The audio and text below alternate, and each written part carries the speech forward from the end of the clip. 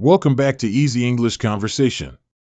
Today we are talking about the power of not reacting. English podcast for easy English conversation. Learn English. Listen slowly, repeat the useful phrases, and build your English step by step. You see a message that sounds rude, and your thumb is ready to answer fast. That is me. I type a strong reply, then regret it 10 minutes later. Welcome back to Easy English Conversation. Today we are talking about the power of not reacting. Listen slowly, repeat the useful phrases, and build your English step by step. Here is the surprising idea. Not reacting is not weak. It feels weak sometimes. If I stay quiet, people may think I accept bad behavior. Staying quiet forever is different. Not reacting means you pause before you choose your answer. So it is not silence. It is control. Yes. It is like putting a small door between your feeling and your words. I like that image. A small door can save a big argument. Many English learners also react quickly because they feel nervous. I do that in English meetings. I answer too fast because silence feels embarrassing. A short pause sounds professional. It gives your brain time to find better English. But what can I say during the pause? I cannot just stare at people. Use a calm sentence starter. Say, "Let me think for a moment." Let me think for a moment. That sounds simple and polite. Another one is, "I want to answer this carefully." That sounds serious, but not angry. It gives me space. Exactly. You can also say, "I hear you, but I need a second." Can I use that with a friend who says something hurtful? Yes. It shows you are listening, but you are not rushing. What about a rude comment at work? That feels more difficult. Imagine a coworker says, "This report is confusing." Everyone hears it. My first reaction would be, well, you explained it badly. That answer may feel good for 5 seconds. Then the room becomes colder. So, what is a better answer in natural English? You can say, "Thanks for pointing that out. Which part should I make clearer?" That is calm, but also confident. You do not apologize too much. Right. You move the conversation from attack to action. Attack to action. That is a useful idea. Another example. Someone sends, "Why are you always late with updates?" That word always makes me defensive. It sounds unfair. A calm reply could be, "I understand the concern. Here is the current update." So I answer the problem, not the emotional tone. Beautifully said. Answer the problem, not the emotional tone. But sometimes the tone is the problem. Should we ignore it? Not always. You can name it gently after you calm down. Give me a phrase for that, please. Say, "I can discuss this, but I want us to keep it respectful." That feels strong. It is calm, but it has a boundary. A boundary is a clear line. It tells people what is okay. I need that word. Boundary. A clear line. Now let us connect this to English learning. Yes, because when I am emotional, my English gets smaller. That is normal. Stress can close the door to vocabulary. Then I use very basic words or I sound too direct. So prepare calm phrases before you need them. Like keeping an umbrella ready before the rain starts.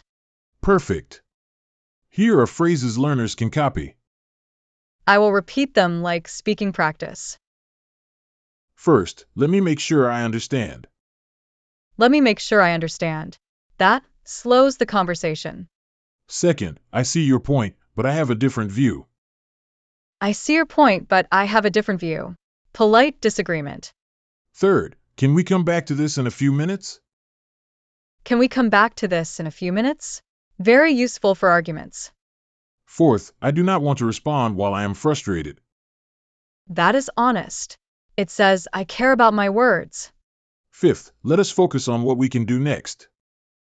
That brings everyone back to the solution. Now let us do our word tour. Good.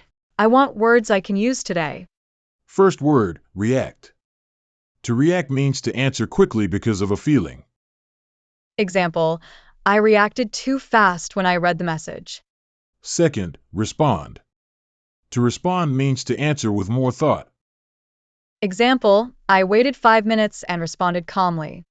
Third, pause. A pause is a short stop before you speak. Example, a small pause helped me choose better words. Fourth, defensive.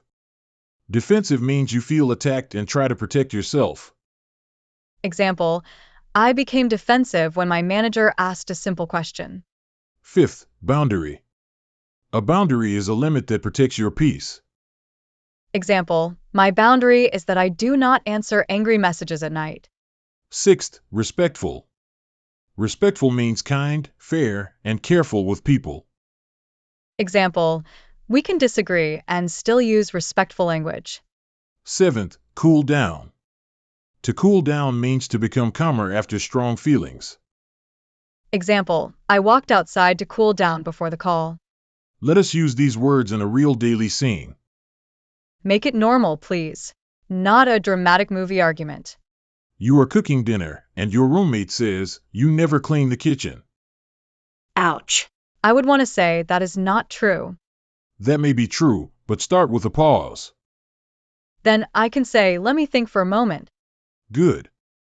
Then say, I hear you are upset. Let us talk about a plan. That changes the mood. It is not losing. It is leading. Yes. Calm English can be leadership in a small room.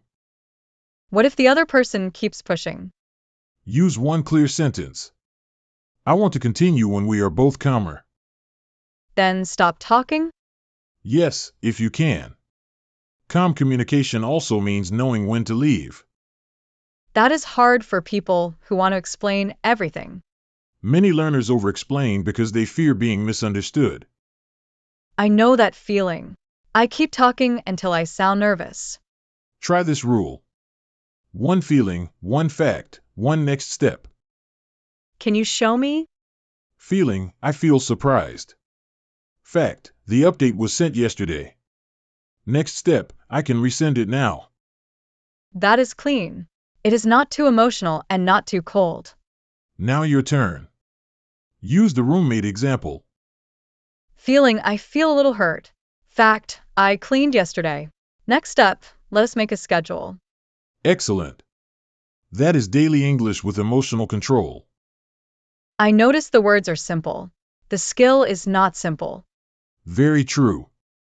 Simple English can carry mature thinking.